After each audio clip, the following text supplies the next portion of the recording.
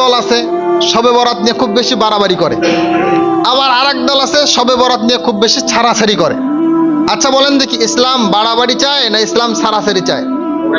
ইসলাম বাড়াবাড়িও চায় না, ইসলাম ছাড়াছাড়িও চায় না। ইসলাম চায় কি? ইসলাম মানে হলো মধ্যম পন্থা। কি মধ্যম পন্থা? শরীয়ত আপনাকে যেটাকে যেভাবে দিয়েছেন আপনার কাছে এটাই সেভাবেই মানতে হবে, এটা আপনি বাধ্য।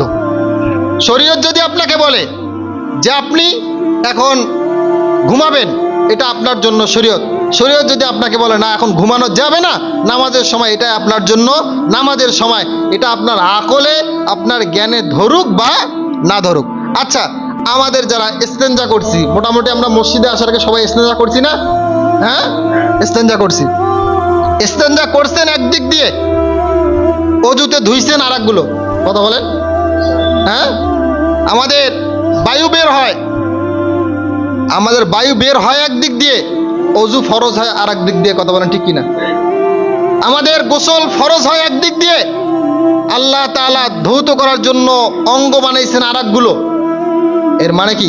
যে ইসলাম আমাকে আদেশ করেছেন, আমি এটার উপর করতে বাধ্য। ইসলাম যেটাকে যেভাবে করতে আদেশ করেছেন আমাদেরকে সেটাকে সেভাবেই কি করতে হবে ভাই? পালন করতে হবে। কোনো কিছু বাড়াবাড়িও করা যাবে না, আবার কোনো কিছু ছাড়াছাড়িও করা যাবে না। একদল বলে শবে বরাত নেই, আর একদল বলে শবে বরাতে নামাজও আছে। কি আছে? 12 রাকাত, 8 রাকাত, 10 রাকাত, 14 রাকাত আছে, আছে না নেই? কথা বলেন, এরকম লোক আছে না নেই? শবে বরাত সম্পর্কে আগামী জুমায় ইনশাল্লাহ বিস্তারিত আলোচনা হবে। এই জুমায় শুধু এতটুকু বলি, শবে বরাতে নির্দিষ্ট কোনো নামাজের অক্ত, নির্দিষ্ট কোনো নামাজের সংখ্যা নাই। আবার যারা বলে শবে বরাতে কোনো আমলেই নেই, এটা একদম ভুল কথা।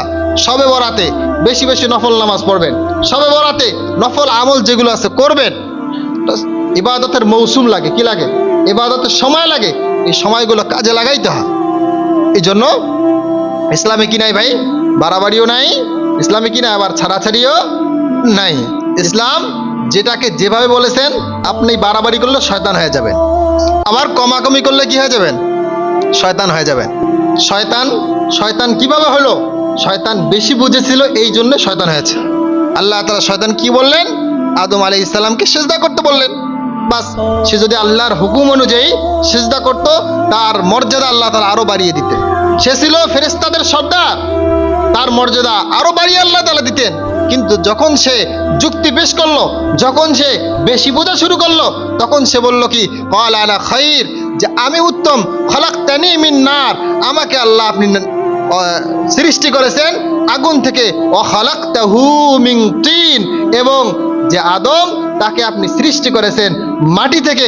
সুতরাং আগুনের কাজ, তার ভেতরে ভাবটা ছিল যে আগুনের কাজ উপরের দিকে ওঠা, মাটির কাজ নিচের দিকে নামা। তা আমার কাজ উপরের দিকে ওঠা আর আদমের কাজ নিচে থাকা। আপনি যখন আমাকে বললেন যে আমি আগুন হওয়ার পরও নিচে নামবো, তো বিষয়টা একটু কেমন হলো না?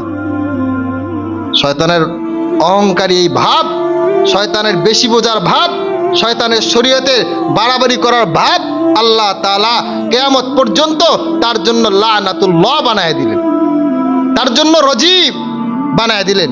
তাকে আল্লাহ তাআলা কিয়ামত পর্যন্ত অভিশপ্ত বানিয়ে চিরস্থায়ী জাহান্নামে তার ঠিকানা বানায় দিলেন। এই জন্য বেশি বাড়াবাড়ি, বেশি ছাড়াছাড়ি ইসলামে কোনোটাকে কি করে না ভাই? সাপোর্ট করে না। ইসলাম যেটাকে যেভাবে বানিয়েছেন, ইসলামের আদেশগুলো যেভাবে দিয়েছেন, আমাকে এইভাবেই মানতে হবে। আমার বিবেকে খাটুক বা আমার বিবেকে না খাটুক। আপনি চিন্তা করবেন যে হুজুর দাড়ি রাখলে আমারে তো একটু মুরব্বি দেখা যায়, বিয়ে করবে কে আমারে? যুক্তি তো সুন্দর, যুক্তি সুন্দর না ভাই? যুক্তি সুন্দর। বলেন দেখি, যুক্তি দিয়ে কি ইসলাম চলে? কথা বলেন না, ইসলাম চলে? চলে না। আরেকজন যদি চিন্তা করে যে হুজুর দাড়ি রাখতে রাখতে একবারে এমন অবস্থা বানায় ফেলবো, দাড়ি রাস্তা দিয়ে সেল সেরে চলে যাবে, ইসলাম এটাকে কি করে না ভাই? সমর্থন করে না।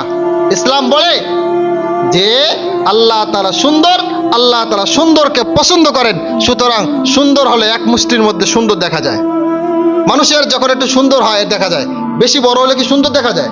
কথা বলেন না, যে সুন্দর দেখা যায়। আবার খাটো করলে এটাও ইসলামের কোনো কথা নয়। আপনার বিবেকে বলতে পারেন আপনার বিয়ে হবে না, আরে ভাই বিয়ে তো একটা হয়েছে, আর একটা যারা বিয়ে হয়েছে, যাদের বিয়ে হয় নাই তাদের নাইলে মানলাম যে তারা ওইটা বললো, যাদের বিয়ে হয়েছে তারা রাখেন না কেন? তারা কি আর একটা চিন্তা ফিকির আছে নাকি? বাড়িতে গিয়ে বলি, হ্যাঁ? এই জন্য এটা একটা দুষ্টামি, কি এটা মনের ধোকা, এটা মনের ধোকা, এটা কোনো যুক্তি নয়। যখন আপনার ভেতরে কোনো যুক্তি আসবে তখন আপনি মনে রাখবেন এই যুক্তি কার পক্ষ থেকে আসতেছে ভাই? আর জোরে বলেন না, কার পক্ষ থেকে? শয়তানের পক্ষ থেকে যুক্তি আসে, আল্লাহর পক্ষ থেকে শরীয়ত আসে। আল্লাহর পক্ষ থেকে কি আসে? শরীয়ত আসে। আর শয়তানের পক্ষ থেকে যুক্তি আসে। সুতরাং আপনার ভেতরে যখন যুক্তি বিভিন্ন চলে আসবে যে এটা এভাবে না হয় এভাবে করি আমি, তখন মনে রাখবেন আপনাকে শয়তান ধোঁকা দিয়ে বলতেছে। আপনাকে যদি কোন শয়তান বিভিন্ন কাজ এদিক সেদিক নিয়ে যাওয়ার জন্য ধোঁকা দিবে, তখন মনে রাখবেন এই প্ররোচনা, এই বুদ্ধি, এগুলো কে দিচ্ছে ভাই? শয়তান দিচ্ছে। আর আপনি যখন শরীয়ত মতো চলতে চাবেন, চলতে পারবেন, তখন মনে করবেন যে এই পথটা দেখাচ্ছেন কে? আল্লাহ তাআলা। তখন বুঝবেন যে আপনি মুমিন মুসলমানের দিকে এগিয়ে যাচ্ছে।